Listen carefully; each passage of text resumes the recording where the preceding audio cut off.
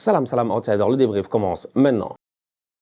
Le Real Madrid l'emporte aujourd'hui 1-0 face à la Juve. Le Real se qualifie en quart de finale de la Coupe du Monde des clubs. Belle victoire de la part des Madrilènes. En toute honnêteté, ils se sont gérés. Ils ont sorti aujourd'hui ce que moi j'appelle une top performance. Il n'y a absolument rien à dire. Cette équipe de Xabi Alonso là, petit à petit, elle est en train de prendre la température. Je commence à m'inquiéter. Là, ça commence à devenir intéressant. Je regarde le Real jouer, je me dis, ces bandits-là, ils sont capables peut-être cette saison de venir et de nous traumatiser. Xabi Alonso, quand il est arrivé, on s'en rappelle nous tous. Premier match, je pense que c'était quoi? Face à Al Hilal. On a vu ce qu'Al Hilal ils ont fait à Manchester City la dernière fois dans cette Coupe du Monde des clubs. Il n'y a même pas 24 heures. Ils ont éliminé Guardiola. Ils ont envoyé Pep et son équipe en vacances. Donc ça veut dire que quand le Real Madrid vient au début de la compétition, ils font ce match nul là 1-1 face à Al Hilal. C'était tout à fait normal. C'est un Real qui venait d'avoir un nouveau coach. Tu me diras qu'Al Hilal aussi avait un nouveau coach avec Simone Inzaghi. Cependant, au Real c'est un peu plus compliqué. C'est un Real qui avait un nouveau coach. Et on connaît la philosophie de jeu de Xabi Alonso. Elle est totalement différente de celle de Carlo Ancelotti. Dans le premier débrief, je vous avais dit, donnez du temps à Xabi Alonso. Ne vous fâchez pas, ne vous excitez pas, prenez un tout petit peu de recul. C'est normal, c'est la pré-saison. On peut considérer cette Coupe du Monde des clubs comme étant une pré-saison. Donc, du coup, il faut donner le bénéfice du doute à Xabi Alonso. Il faut lui donner le temps de pouvoir construire. Il faut lui donner le temps de cuisiner,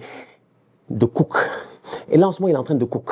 Franchement, il est en train de cook. Je te dis, il est en train de cuisiner. Je ne sais pas c'est quel genre de paella de Madrid il est en train d'essayer de nous faire, mais ça paraît très intéressant. Et tout a commencé par ce repositionnement défensif, cette défense à 3. Est-ce que j'en ai pas parlé? C'est que moi, des fois, je suis fatigué.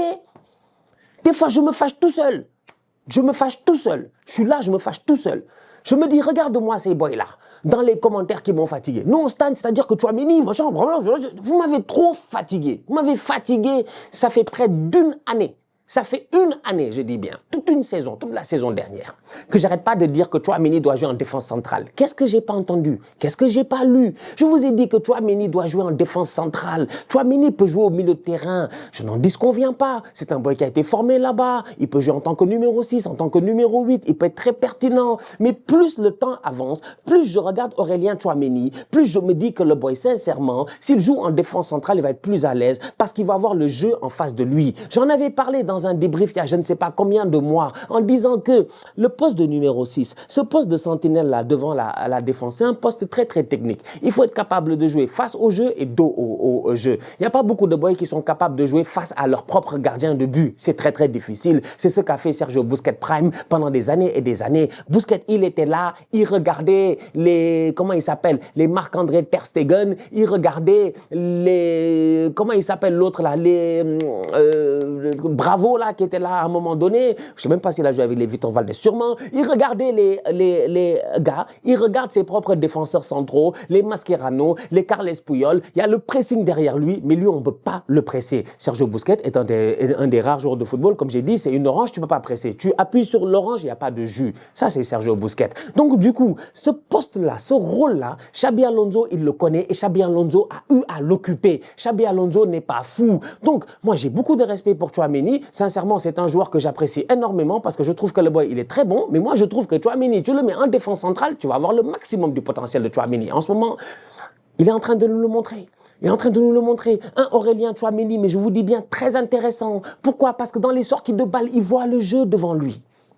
Il voit le jeu devant lui. Quand il faut couvrir, il sait couvrir. Mais combien de fois Tchouaméni, aujourd'hui, en première mi-temps, il a couvert Rudiger, qui est sur le terrain, qui fait une première mi-temps, tu ne comprends pas. Les gars sont en train d'attaquer à gauche et à droite. À chaque fois, ils attaquent du côté gauche. Quand ils attaquent du côté gauche, tu as un Rudiger qui est un peu plus faiblard, qui est un peu plus lent, qui a de la misère un tout petit peu. Mais tu as Aurélien Tchouaméni qui est là pour gérer. C'est ça la force de Tchouaméni. Du coup, dans cette défense à 3 de Xabi Alonso, je trouve qu'Aurélien Tchouaméni, sincèrement, il a trouvé sa place. Maintenant, on va voir le recrutement du Real Madrid, on va voir le retour des blessés, on va voir la rotation dans cet effectif-là, comment ça va se passer. Il se peut que Tchouaméni ait à jouer au milieu de terrain et tout. Mais quand tu sais que Kamavinga n'est pas encore revenu et qu'il y a quand même d'autres boys qui peuvent occuper ces postes-là au milieu de terrain dans un double pivot, je pense que Tchouaméni, dans une défense en 3, ce serait quand même un excellent choix. Du coup, Aurélien Tchouaméni en défense aujourd'hui et il se gère, il sort une belle performance. Le Real Madrid commence un peu très mal ce match-là. Pendant les 5-10 premières minutes, là, tu sens qu'ils sont un peu dans cette acclimatation. Ils essaient de chercher un tout petit peu leur repère. Évidemment, dans ces 5-10 premières minutes, Randal Kolo Muani, parce que Randal, c'est dur, quoi. Randall est parti en 1 contre 1. On pensait qu'il allait marquer. Il a raté. Et il ne s'est pas géré face à Thibaut Courtois. La Juve, à ce moment-là, je pense qu'elle aurait pu ouvrir le score. On était, genre, je pense, dans les 5 premières minutes du match. Mais après, le Real a complètement pris l'ascendant et le Real a pris le contrôle du match. Le Real a été excellent aujourd'hui. Plusieurs occasions en première mi-temps, que ce soit Bellingham, que ce soit Dean Huijsen, que ce soit Arda Güler, Fede Valverde. Les gars, ils ont frappé de partout. Et Di Gregorio, d'ailleurs, le gardien de la Juventus, je tiens à le saluer, a fait un superbe match. Si Di Gregorio n'avait pas fait un si bon match que ça aujourd'hui, je pense réellement en toute honnêteté que la Juve, ils auraient pu prendre un sac de but, un 3-0 ou un 4-0 rapidement. Cependant, voilà, il y a eu des occasions ratées et le gardien s'est géré. Fede Valverde, top performance de sa part lui aussi, très intéressant. Un double pivot assez intéressant, Fede Valverde, Arda Güler. Quand tu as une défense à 3, quand tu as Tchouaméni aussi chaud que cela, Dean Huijsen aussi chaud que cela, et Rudiger qui est là en train de faire la guerre, tu peux te permettre de jouer avec un double pivot un peu plus léger. Quand je dis un peu plus léger, c'est-à-dire que physiquement parlant, nous tous, on sait que Fede Valverde, lui, il peut jouer le box-to-box, il peut gérer offensivement et défensivement, c'est ce qu'il a fait aujourd'hui. Cependant, Arda Güler, sur les transitions défensives, de temps en temps, tu sens réellement et ça se voit automatiquement que c'est pas un joueur à vocation défensive. Donc du coup, il va faire des fautes qui sont un peu bêtes. Du coup, son repli défensif peut de temps en temps être un peu plus compliqué. Mais c'est normal, c'est tout à fait normal. Arda Güler, c'est pas forcément son positionnement là. Là, tu l'as baissé un tout petit peu plus sur le terrain et surtout que devant, tu as des boys pour occuper des espaces. Genre, il aurait pu être plus bas sur le terrain et devant, il n'y a personne, donc il aurait un boulevard. Mais là, c'est pas le cas. Tu as des boys qui sont là pour occuper des espaces. D'ailleurs, si tu regardes bien, le Real Madrid avait un jeu un tout petit peu en entonnoir durant les 15, 20 premières minutes, 30 premières minutes. Mais après le water break, ça a changé un tout petit peu. Ils ont commencé à ouvrir le jeu. Donc, bon match de la part de Arda Güler. Je l'ai trouvé encore une fois très intéressant. J'espère qu'au courant de la saison, il pourra calmement s'imposer dans cette équipe de Xabi Alonso. Fede Valverde, c'est un capitaine, c'est un boss, il n'y a rien à dire. Il sait gérer. J'ai un problème avec un boy dans cette équipe-là. C'est un ancien de l'université du Tokarisme. J'ai beaucoup de respect pour lui, mais force est de constater que là, je ne sais pas ce qui se passe. Déjà, Vinicius,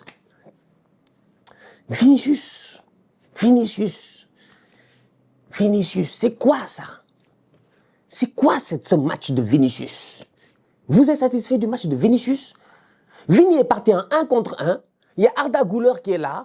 Il pousse son ballon comme du n'importe quoi. Mais il y en a, ils vont trouver les moyens de venir nous dire que non, c'est le défenseur, il a bien géré, c'est le défenseur de la Juve, il a fait son repositionnement, machin. Oh, quand même, les frérots, s'il vous plaît, sincèrement, en toute honnêteté, respectons-nous vivants, quand même, sincèrement. Respectons-nous pendant que nous sommes vivants sur cette terre-ci. Le boy Vinicius, c'est les défenseurs de la Juve. C'est quel défenseur de la Juve? C'est quel défenseur de la Juve qui l'a traumatisé ici? Quand Vinicius traumatisé ici des Van Dijk, quand Vinicius traumatisé ici, des Marquinhos, quand Vinicius traumatisé ici, franchement, des boys avec beaucoup plus d'expérience, on était là. Aujourd'hui, Vinicius, je suis désolé, depuis le début de cette Coupe du Monde des clubs-là, voilà, je suis pas trop satisfait de la part de Vini. Aujourd'hui, j'ai même un unpopular opinion qui va sûrement énerver tout le monde. Fâchez-vous comme vous voulez. Comme j'ai dit, moi, maintenant, j'en ai plus rien à faire. Les boys, ils se fâchent, surtout sur Twitter. Je déteste ce réseau. Mais je m'assois calmement des fois, je déteste ce réseau. Des fois, j'ai envie de tweeter un truc, mais je pense déjà à la réaction de ces tocards-là qui sont sur le réseau. En fait, tu sais même pas c'est quoi leur problème. Tu viens, tu balances ton truc, ils vont se fâcher comme du n'importe quoi. Mais là, j'étais tranquille en train de regarder le match et j'ai dit, mais attends, à la fin du match, moi, j'estime que Fran Garcia a été plus pertinent que Vinicius. Fran Garcia, couvert par Dean Huijsen, Fran Garcia qui prend la ligne, Fran Garcia qui monte en haut, Fran Garcia qui monte, qui se crée des occasions, qui amène des centres, qui joue dans les interlignes, a été plus intéressant que Vinicius. Et c'est grave, parce que Vini, c'est pas n'importe qui. Vini, c'est un ancien de l'université du Tokarisme. Vini, c'est un vétéran, c'est un alumni. Il vient, il fait des conférences, il parle maintenant aux jeunes tocards. Mais là, en ce moment, on dirait qu'il est en train de retomber dans ses travers. Je ne comprends pas. Vini est sur le terrain. Et sincèrement, je me dis, mais attends, Vinicius, parce qu'à un moment donné, soyons honnêtes, à un moment donné, on connaît le petit Gonzalo Garcia. Petit Gonzalo Garcia qui, depuis le début de la Coupe du Monde des clubs, il a joué 4 matchs, il a été décisif 4 fois. À chaque fois qu'il a joué, il a été décisif. D'ailleurs, on peut remercier Kylian Mbappé d'être tombé malade. Le malheur des uns fait le bonheur des autres. La maladie des uns fait le temps de jeu des autres. Parce qu'en toute honnêteté, si Kylian Mbappé ne tombe pas malade, si Kylian Mbappé ne mange pas, je ne sais pas quoi et qu'il n'a pas, je ne sais même pas ce qu'il avait, une indigestion alimentaire ou quoi que ce soit. On dirait qu'il a perdu 20 kilos. Si Mbappé n'était pas tombé malade durant ces 2 dernières semaines, peut-être qu'on n'aurait pas eu l'occasion de voir Gonzalo Garcia. Gonzalo Garcia, on le voit, le boy, il est pertinent. J'ai un problème. Pourquoi? Et c'est là où ça arrive. J'ai pas oublié Vinicius, hein, j'arrive sur lui. C'est comme ça, moi, dans ma tête, que ça part. Gonzalo Garcia fait un très bon match. Très bon match. Mais Gonzalo Garcia, tu regardes son hitmap, c'est un hitmap vraiment d'attaquant. Lui, c'est un 9, c'est un 9. Il attend les ballons, il combine avec ses coéquipiers, c'est vrai, mais il ne dézone pas beaucoup, il presse beaucoup. Il attend les ballons dans la surface de réparation. Superbe centre de Trent Alexander-Arnold, d'ailleurs, qui est à saluer, qui délivre sa première passe décisive. Superbe centre de Trent. Tête de Gonzalo Garcia. Superbe tête de Gonzalo Garcia. La détente, machin, la technique, tout était parfait. Il claque son but. À ce moment-là, je regarde et je me dis, attends, c'est intéressant. Parce que moi, dans ma conception des choses, il y a quelques semaines, je n'avais pas prévu qu'il y allait avoir un boy de 21 ans ou je ne sais pas quoi de la Castilla qui allait venir et qui allait du jour au lendemain, pas concurrencer Kylian Mbappé, mais au moins être le lieutenant, le deuxième de Kylian Mbappé, tu vois. Donc je regarde ça, je me dis, ok, Mbappé il rentre, et quand Mbappé rentre, le Real presse moins. On me dira peut-être que c'est les 30 dernières minutes, je ne suis pas d'accord. Le Real presse moins. Mbappé joue beaucoup plus bas. Combien de fois j'ai vu Kylian Mbappé dans les 30 dernières minutes, derrière Bellingham et même pas Vinicius des fois. C'était genre, est-ce que c'était Arda Güler ou c'était un autre boy en fait. Mbappé est plus bas. C'est-à-dire que tu as Bellingham, il est en haut, il y a un autre boy, il est en haut, et puis Mbappé, il descend jusque dans le demi-espace pour demander le ballon, pour combiner, pour trottiner. Mbappé, je l'aime trop, il est trop drôle.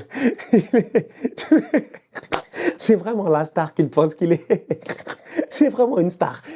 Il vient, il fait ses tac, tac, tac, tac. Je suis comme, mais Kicks plonge, mais Kicks court, mais Kicks attaque. Kicks, il n'est pas là pour attaquer. Hein. Kicks est là, il veut toucher le ballon. Ça se voit, ça fait 2 semaines, 3 semaines, il n'a pas touché un ballon dans un match intéressant. Il a envie de toucher le ballon. Donc, tu te rends compte automatiquement que les profils ne sont pas les mêmes. Là, je me rends compte à ce moment-là que le Gonzalo Garcia, quand même, il est intéressant parce que Gonzalo Garcia, les gars travaillent, le ballon arrive vers lui, lui, il finit. Kylian Mbappé, les gars travaillent, lui, il veut faire partie du travail. Lui, il veut superviser l'affaire. C'est pour cela que les boys sur les réseaux, ils sont là à se moquer de Mbappé en disant que c'est un dictateur. C'est parce que Mbappé, il veut tout superviser. Il veut tout superviser. Lui, il est là, le ballon est là-bas. On dirait qu'il faut qu'il vienne regarder. C'est quoi la situation? Est-ce que les gars se gèrent ou pas? Il veut tout superviser. Alors que j'ai envie de dire à Kylian, bah, laisse tes coéquipiers jouer comme tranquillement, tu vois. Fais-leur confiance. Et on sait que tu leur fais confiance. Donc, du coup, toi, occupe-toi tout simplement de ton axe de jeu. Mais non, lui, il est sur tous les axes. Donc, Gonzalo Garcia fait son match. Le profil de Gonzalo Garcia et celui de Kylian Mbappé, si tu regardes le match, dans ce match-là en tout cas, l'utilisation qu'ils ont fait de leur espace est totalement différente. Mbappé, j'ai hâte de le voir parce que je sais que Kylian, c'est un grand joueur, il n'y a pas de problème, c'est lui le titulaire. Mais moi, j'ai un problème avec Vini. Ah, je suis revenu sur Vini. Problème avec Vini. Je me suis assis, j'ai réfléchi, j'ai dit, mais attends, si Mbappé retourne à gauche, que Gonzalo Garcia va en pointe, que Bellingham, il occupe son côté là-bas, là, comme il a envie d'occuper là maintenant. Comme Bellingham lui a dit qu'il ne va pas défendre et que lui maintenant, il faut qu'il claque des buts. Bellingham aurait pu être dans le double pivot défensif, mais ça ne l'intéresse pas. Il faut qu'il claque des buts, donc il n'y a pas de problème. Bellingham va être là-bas.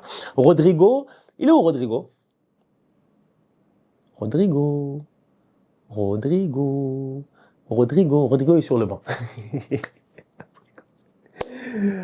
Rodrigo est sur le banc. Allô, Miguel. Allô, Arteta. Oui, Rodrigo, il était sur le banc aujourd'hui. Je dis à Arteta que Rodrigo était sur le banc. C'est bien. Donc, on continue à le mettre sur le banc. Bientôt, il va se fâcher. Il va décider de changer. Il va venir peut-être chez nous à Arsenal. En tout cas, nous, on l'attend. Sincèrement, ça nous ferait du bien. Donc, du coup, Bellingham, il est là-bas. Je me dis, mais attends, Vini, c'est un grand joueur. Mais Vini, il faut le choquer un peu des fois. Il faut le bouger un peu, tu vois. Vini, il n'a pas forcément de concu. Imagine que Vini, sa concurrence devient Mbappé. Et que Mbappé, il va là-bas. Et que le petit Garcia, parce que dans une rotation, dans une saison, tout est possible. Vous savez, la saison, elle est très, très longue. Nous-mêmes, on sait, on va arriver en janvier, on va avoir mal à la tête quand les gars vont nous dire Super Coupe d'Espagne, match en Arabie Saoudite, machin, tout cela. Tellement il y a des matchs de football. En plus, c'est une année de Coupe du Monde. Donc, du coup, il va falloir quand même essayer d'économiser un tout petit peu les efforts et les organismes. Donc, je regarde, je me dis, mais attends, Mbappé, s'il va à gauche, comme lui, il veut descendre, toucher le ballon, il n'a qu'à aller sur le côté gauche. S'il veut, il touche la ligne. S'il ne touche pas la ligne, il peut rentrer à l'intérieur, il fait ce qu'il veut. Gonzalo Garcia, il est en pointe, il va attendre les ballons, il va presser. Bellingham va être là-bas, il va gérer avec son copain Trent Alexander-Arnold. Mais c'est un alignement offensif qui, moi, me satisfait. Et je pense qu'on peut trouver là-bas un certain équilibre au niveau de Xabi Alonso. Donc, ça m'amène à me dire aujourd'hui que Vini doit faire attention. En fait, c'est-à-dire que le football, c'est pas juste une question de statut. Il n'y a pas de problème. C'est des grands joueurs. C'est moi, j'avais dit ici, avant même que Benzema dise que Vini joue contre nous, moi, j'ai dit Vini, c'est un tocard. Il y en a peut-être, ils me suivent depuis 1 an. Peut-être vous me suivez depuis 2 ans. Il y en a, ils me suivent ici depuis 10 ans. Ils savent très bien ma relation que j'ai avec Vinicius. Vinicius, c'est mon petit frère. Une vraie relation, lui et moi. Mais Vini, en ce moment, je ne suis pas satisfait parce qu'il fait des choix. En fait, je ne comprends pas. Oui, à un moment donné, il est venu, il a fait passement de jambes, il a dribblé le gars. J'ai dit, yeah, ça, c'est mon Vinicius. Mais après, dans le match, il y a des... Je sais pas, il y a des... Peut-être c'est l'été aussi. Peut-être que, voilà, c'est pas encore le début de la saison. Voilà, il faut encore attendre un peu et tout. Mais j'ai regardé l'affaire et j'ai dit, yeah, Kylian Mbappé va jouer en pointe éventuellement, mais Mbappé, s'il dézone sur le côté gauche et que Vini n'est pas là, comme la saison passée sur certains matchs pour X ou Y raison, je pense que le boy Gonzalo Garcia va faire ses matchs, va être pertinent. Et je pense que Kylian Mbappé peut prendre aussi du plaisir avec lui. Donc, ça m'amène à la conclusion que Vinicius doit faire attention parce qu'aujourd'hui, franchement, je n'ai pas été satisfait de son match et j'estime que Fran Garcia, sur le côté droit, a fait un meilleur match que Vinicius. Donc voilà, ça c'est mon avis à moi. Maintenant, vous en faites ce que vous voulez. Je voulais parler de qui encore? Ouais, c'est tout. Je pense que c'est fini.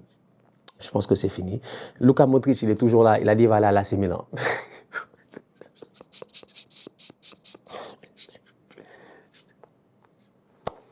Toute la saison dernière, j'ai dit, tonton, c'est quand le jubilé?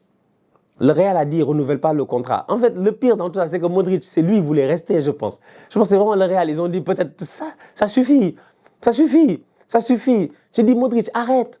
Modric, deviens préparateur physique. Franchement, deviens Pintus. Modric, fais d'autres choses dans ta vie. Tu veux jouer au football jusqu'à quand? Luka, tu veux jouer au football jusqu'à quand?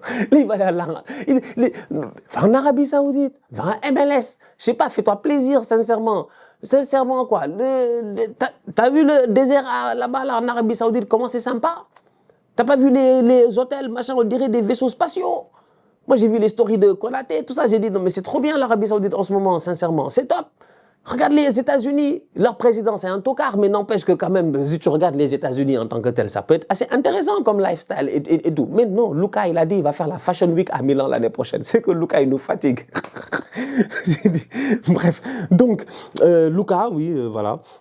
Ceballos aussi, il est rentré en toute fin de rencontre. On va voir ce que ça va donner. Bon, j'ai hâte de voir la suite du recrutement et du mercato de ce Real Madrid-là. Mais globalement parlant, très très belle performance, un très bon système. Le 3-4-3 fonctionne très bien. Les 3 derrière, je les trouve assez intéressants, notamment Hussein et Tchouaméni. Rudiger à voir. Et la saison passée, il était fatigué. Il a fini avec une blessure. Je pense qu'il s'est fait opérer. Il est de retour, donc il ne faut pas être trop pressé. Ça reste quand même Antonio Rudiger. Dans certains grands matchs, il est capable de tous nous bluffer. Mais ouais, globalement parlant, je trouve que le Real a été très intéressant. Donc, on va voir ce que ça va donner en quart de finale. Mais il va falloir quand même... J'attends mieux. Sûrement que Mbappé sera titulaire lors du prochain match. Je pense qu'après avoir joué 30 minutes là, il peut être titulaire lors du prochain match. Donc j'ai hâte de voir Mbappé avec Vinicius, avec Bellingham, ce trio-là, avec Xabi Alonso. Parce que je sais que Xabi Alonso, c'est sûr que lui, il travaille sérieusement, tactiquement, à chaque entraînement. Il doit avoir une idée de comment les boys vont se gérer sur le terrain. Lui-même, il l'a dit, il n'est pas là pour leur apprendre à dribbler ou quoi que ce soit, mais juste essayer de faciliter les choses. C'est des boys qui sont très forts, très talentueux. Donc il n'y a pas de raison normalement que ça ne marche pas. Sinon, Rodrigo, s'il te plaît, barre-toi.